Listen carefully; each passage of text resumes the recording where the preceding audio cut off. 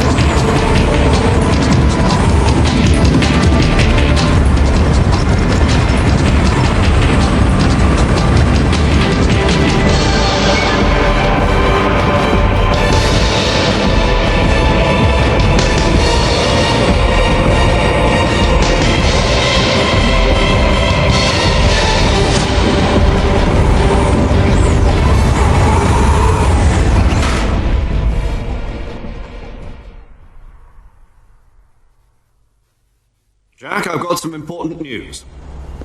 The head of the CIA has finally given us the green light for the Virtuous mission. Virtual mission? No, the Virtuous mission. The future of our Fox unit depends on it. If it succeeds, we'll be officially organized into a unit. Virtuous mission? Sounds like some kind of initiation ritual. You know, don't get cocky. This isn't a training op. Right. So what exactly is this wonderful mission? Well, about 2 years ago, a certain Soviet scientist requested asylum in the West through one of our moles.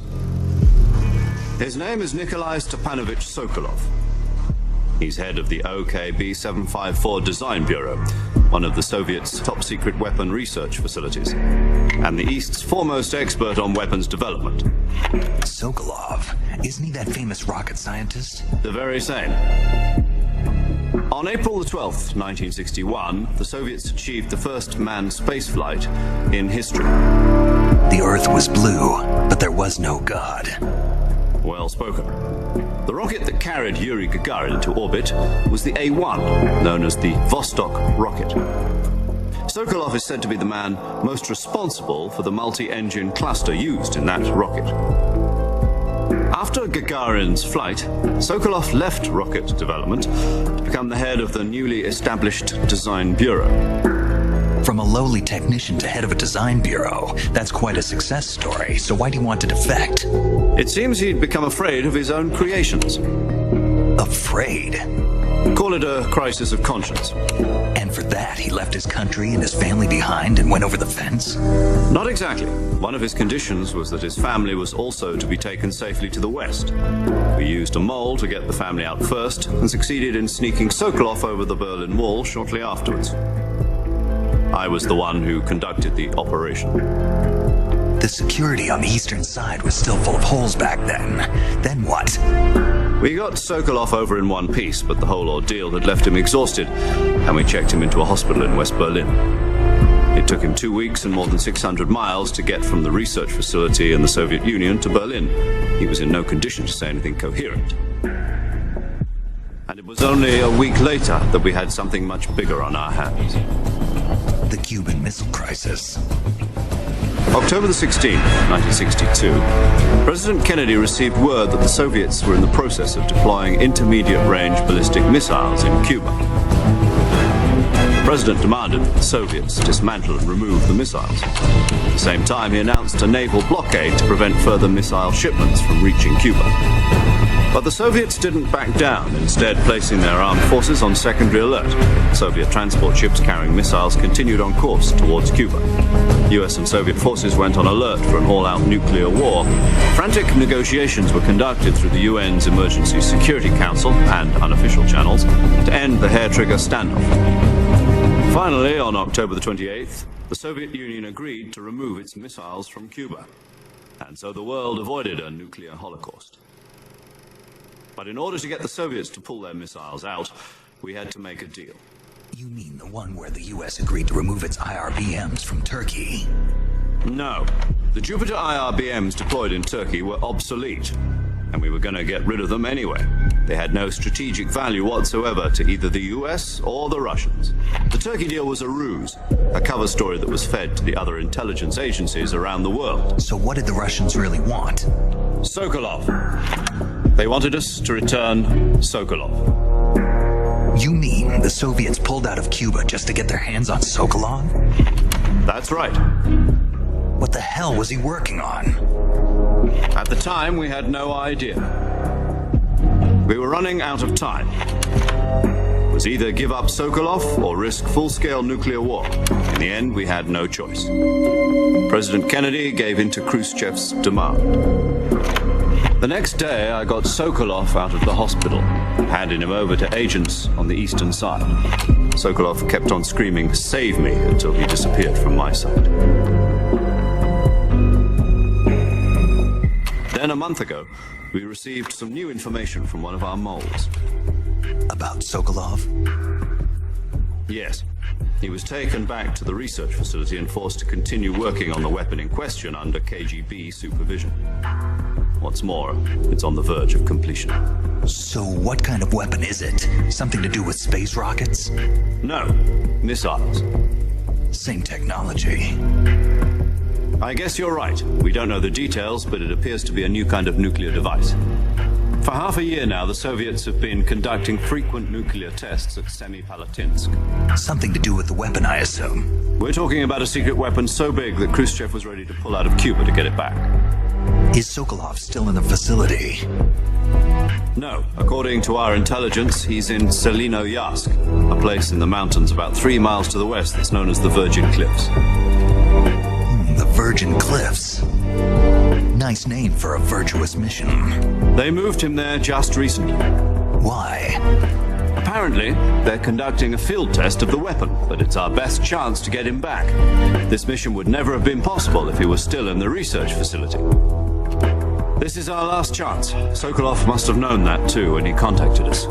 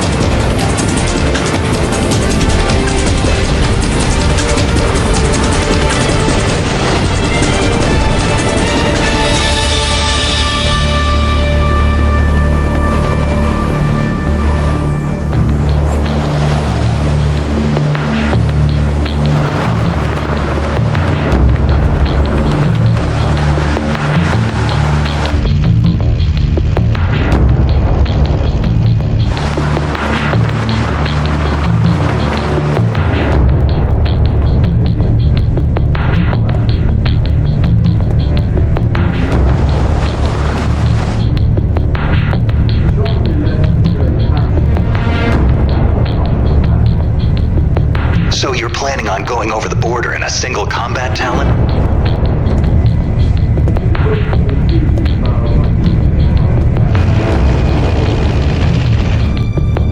Sounds like she could hold her own against a battalion of tanks.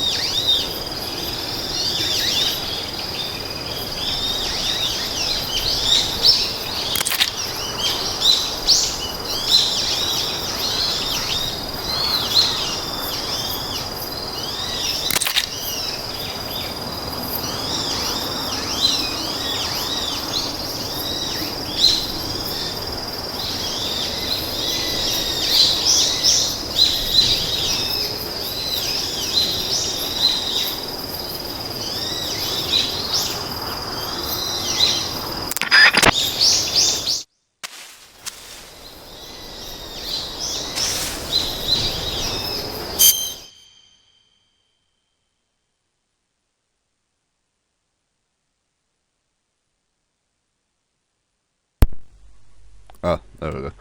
Sorry, as I was saying before, I absolutely loved this game when it first came out on PS2.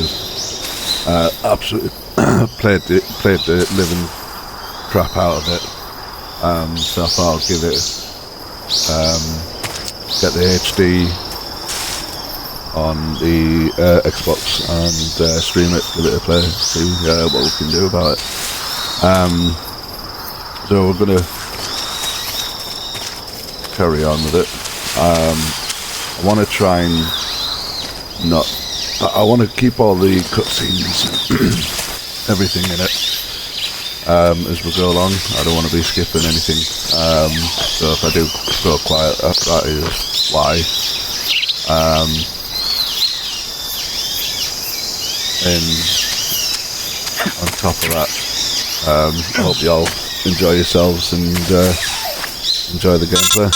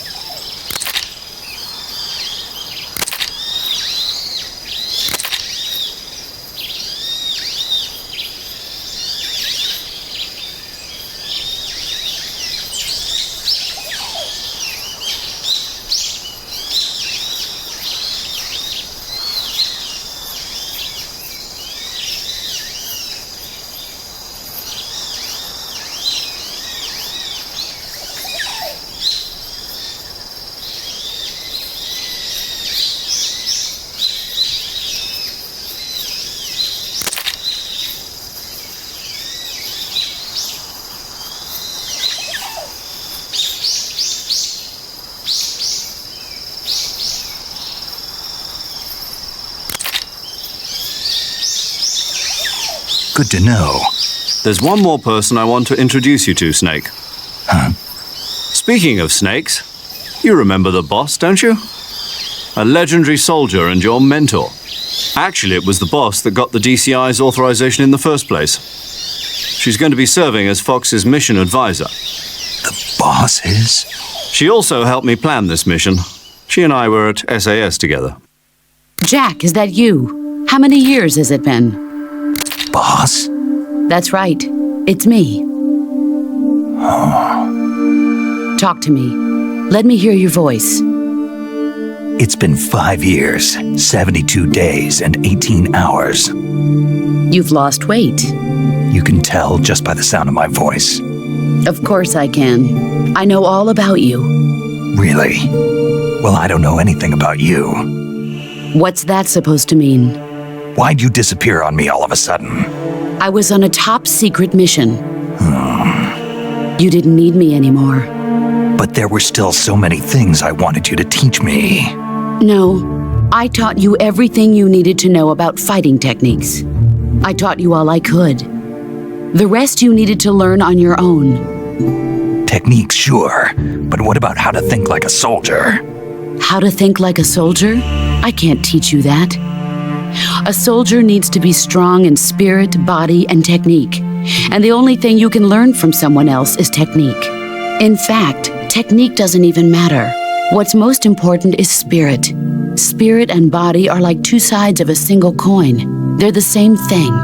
I can't teach you how to think. You'll just have to figure it out for yourself. Listen to me, Jack. Just because soldiers are on the same side right now doesn't mean they always will be. Having personal feelings about your comrades is one of the worst sins you can commit. Politics determine who you face on the battlefield. And politics are a living thing. They change along with the times. Yesterday's good might be tomorrow's evil.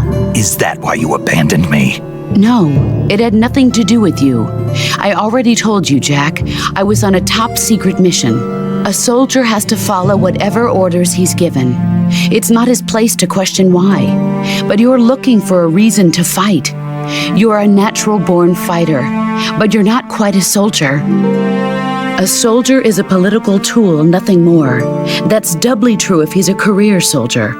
Right and wrong have no place in his mission. He has no enemies and no friends. Only the mission. You follow the orders you're given. That's what being a soldier is. I do whatever I have to get the job done. I don't think about politics. That's not the same thing. Sooner or later, your conscience is going to bother you. In the end, you have to choose whether you're going to live as a soldier or just another man with a gun. There's a saying in the Orient, loyalty to the end. Do you know what it means? Being patriotic. It means devoting yourself to your country. I follow the president and the top brass. I'm ready to die for them if necessary. The president and the top brass won't be there forever. Once their terms are up, others will take their place. I follow the will of the leader, no matter who's in charge. People aren't the ones who dictate the missions. Then who does? The times. People's values change over time, and so do the leaders of a country. So there's no such thing as an enemy in absolute terms. The enemies we fight are only enemies in relative terms, constantly changing with the times. As long as we have loyalty to the end, there's no point in believing in anything, even in those we love. And that's the way a soldier's supposed to think? The only thing we can believe in with absolute certainty is the mission, Jack. All right, but do me a favor. What is it? Call me Snake. Snake. Oh, right. Your code name is Snake. It suits you well. That's right. The legendary unit that the boss put together during World War II was a snake. The Cobra Unit, a group of heroes that brought the war to an end and saved the world. As long as you've got a legendary hero backing you up, you'll be fine. Isn't that right, Snake? Yeah, I can't think of anyone else I'd rather have with me. Oh, and one more thing, boss. Yes? It's good to hear your voice again. Same here.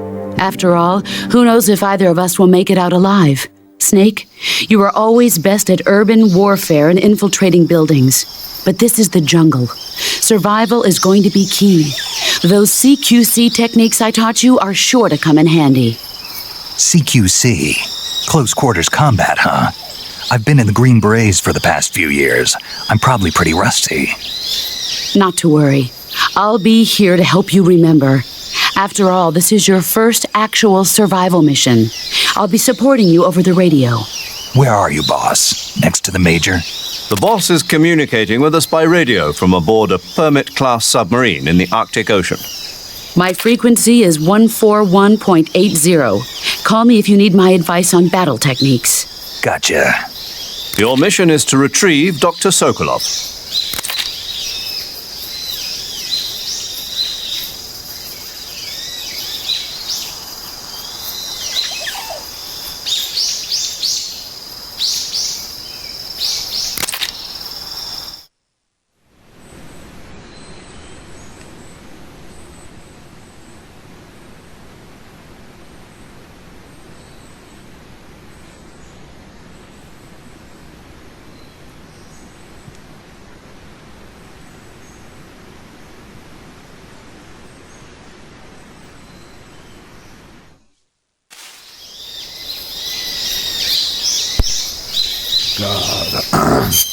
I forgot how long the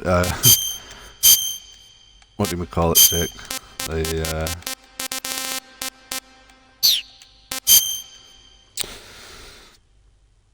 the cutscenes and the bloody chats.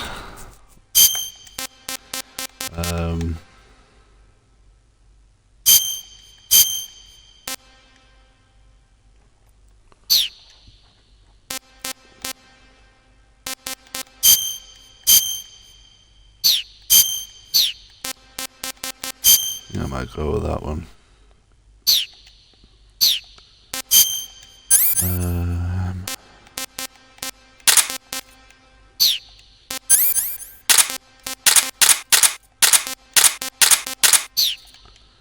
Don't need all them. Right.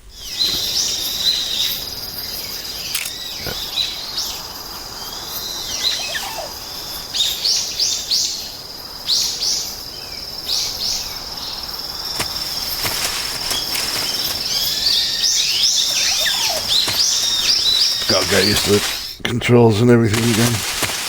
But yeah, I completely forgot how long the chats and that go on for.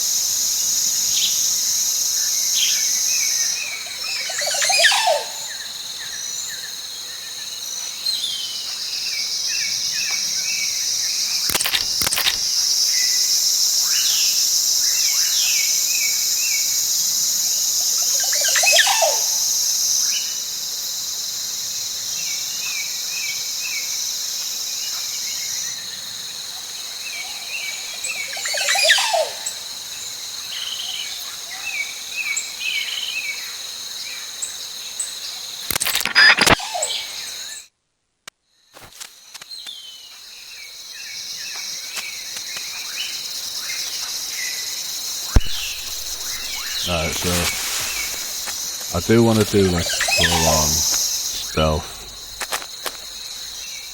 not get caught, sort of thing.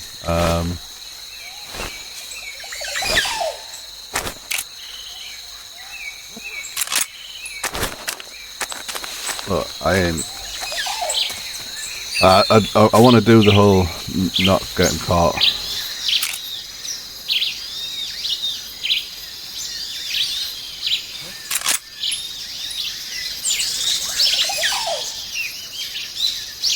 That was in the back of the head, wasn't it?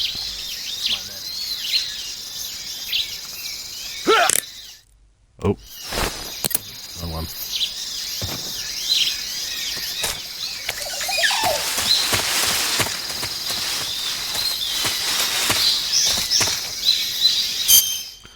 Let me just double check.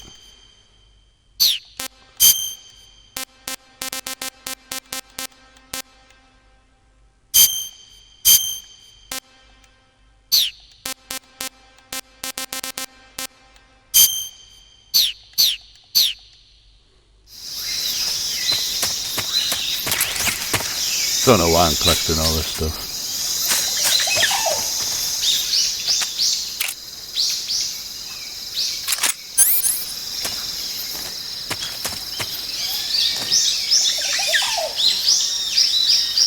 Just my imagination.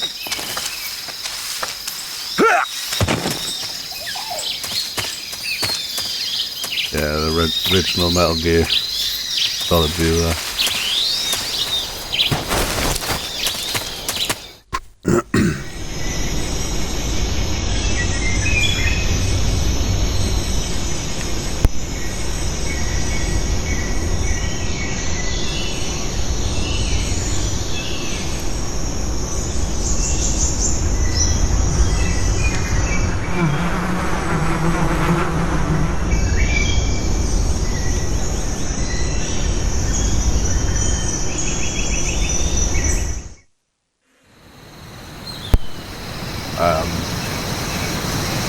So, yeah, I will be doing that.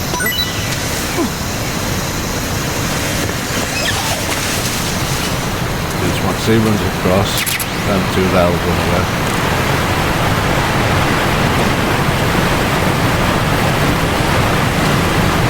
Once they get around that corner, get them.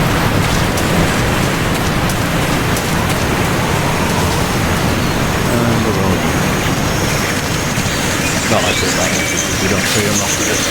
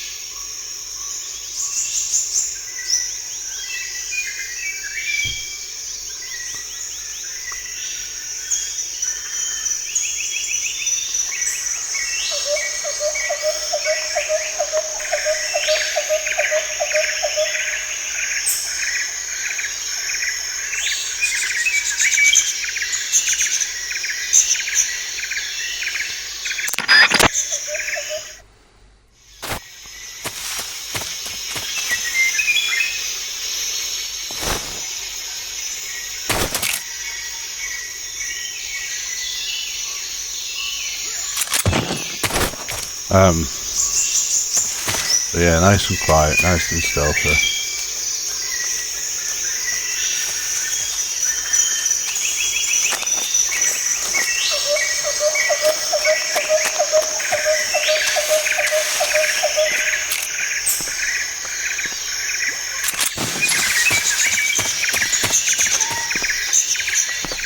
Who was that?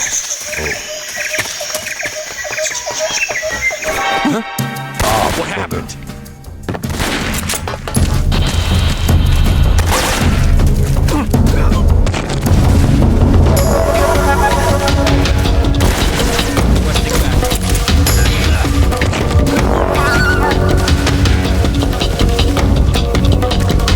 Another thing as well, I don't want to kill anyone.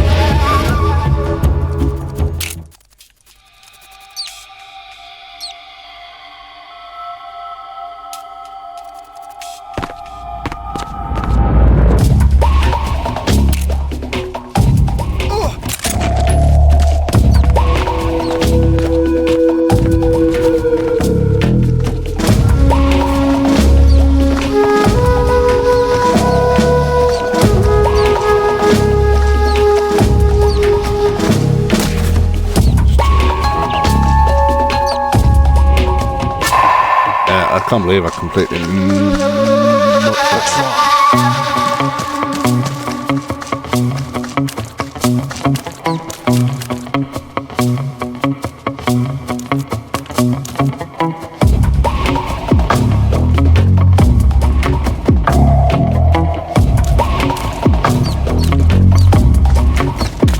so much for being stealthy, right?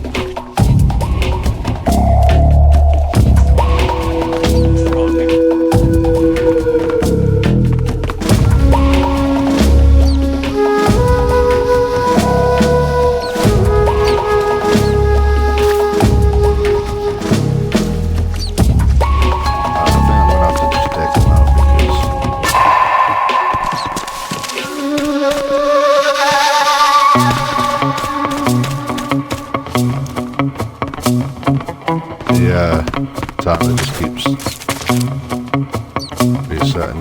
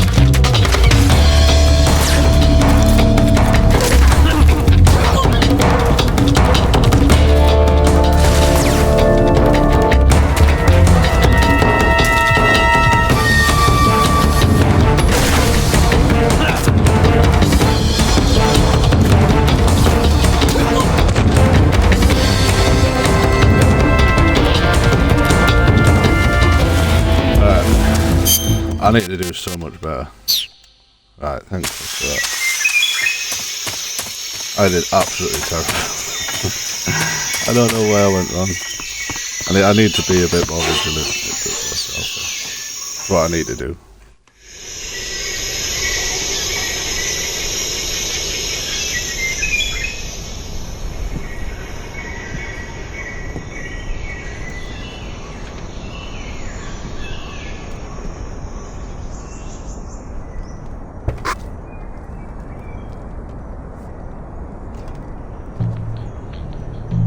You must be Sokolov.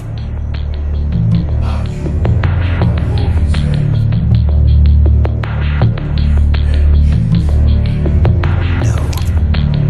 I'm a CIA agent.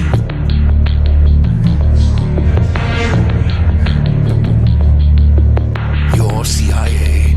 Yeah. I was sent by Major Zero, the man who got you out 2 years ago.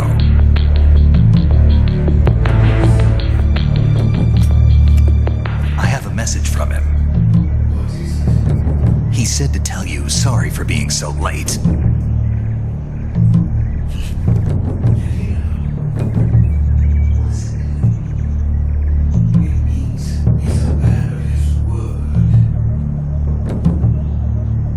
But we've got no time for this. Have to get me out of here. Who's they? Colonel Volkin of Crew. You in the West know him as Thunderbolt.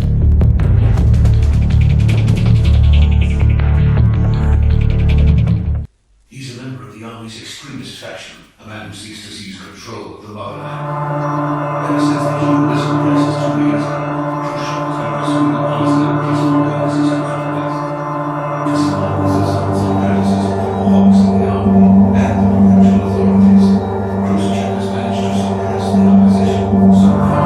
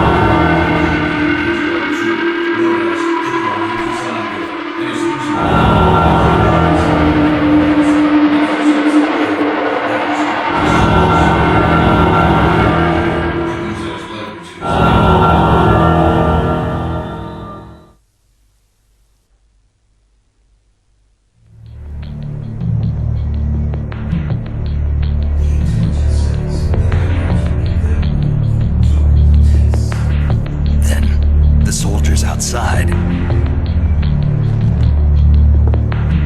Exactly. They wouldn't need that many men just to keep me inside. Their orders were to prevent Colonel Volkin from capturing me. Even if it meant killing me in the process.